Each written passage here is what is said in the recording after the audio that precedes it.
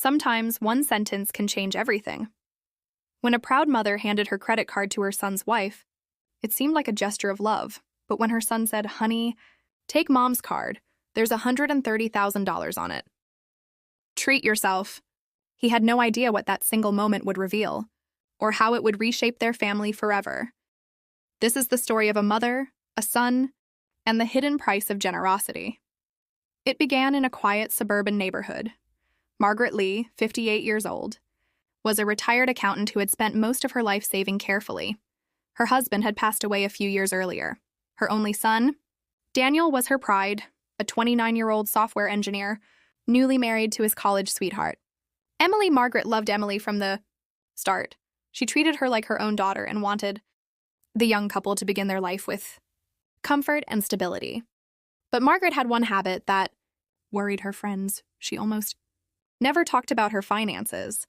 Her son knew she was comfortable, but not wealthy. He didn't know the details. He didn't know the sacrifices. And he certainly didn't know what was behind that gold credit card she kept in her purse.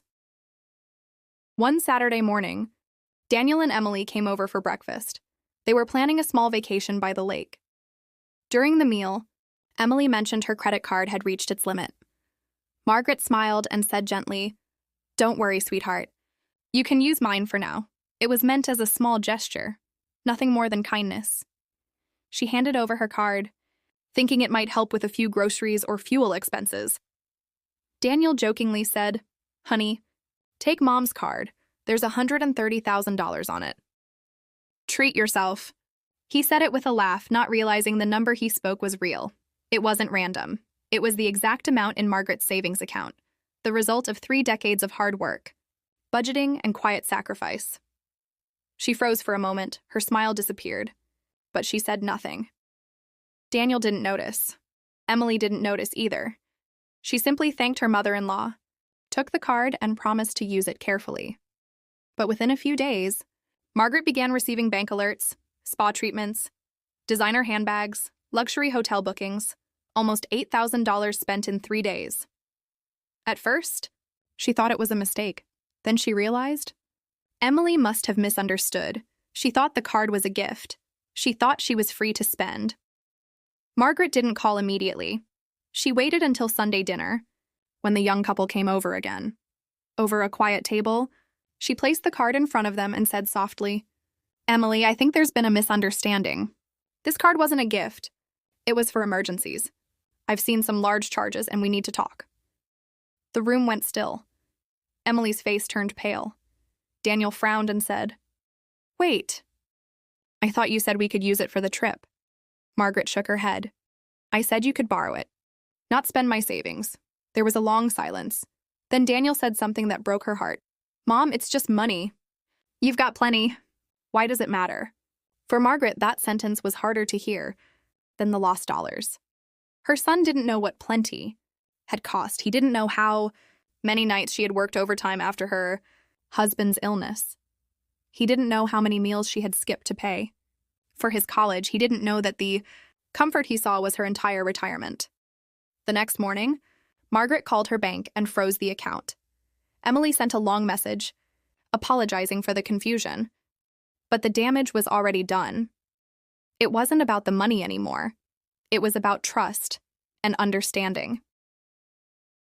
A week later, Margaret invited Daniel to her house, alone, on the dining table. She placed a box filled with old documents, bills, receipts, and loan papers. She said quietly, "Every dollar you've ever spent came from one of these pages. Every line here is part of your father's and my life. You need to understand what it costs before you spend it again." For hours, Daniel sat in silence, reading. By the end, his eyes were wet. He had never realized the full story. The late payments, the sacrifices, the quiet endurance. He returned the card. He repaid what he could over the next few months. But more importantly, something inside him changed. He began visiting more often, not to ask for help, but to give it. He started helping his mother with errands, groceries, and even her financial planning. It wasn't guilt, it was gratitude. Because for the first time, he saw his mother not just as a parent, but as a person who had built everything with her own hands. Money wasn't the villain in this story. Ignorance was. It's easy to believe our parents' comfort comes easily, that they'll always have enough. But behind every quiet, comfortable life, there's usually a story of sleepless nights and unspoken sacrifice. Margaret's experience shows that misunderstandings about money can break trust faster than almost anything else. But it also shows that humility and awareness can rebuild what ignorance destroys. Daniel learned that wealth isn't measured in savings or cards, but in appreciation. He realized that generosity without boundaries can become a burden, and that love, respect, and understanding are the real inheritance a parent hopes to pass on. Months later, on Margaret's 59th birthday, Daniel handed her an envelope. Inside was a small handwritten note. It said, "For everything you've given, time, patience, and love, thank you. I finally understand what it cost you." It wasn't about the $8,000 he returned. It was about what he finally saw, his mother's worth, not in money, but in meaning.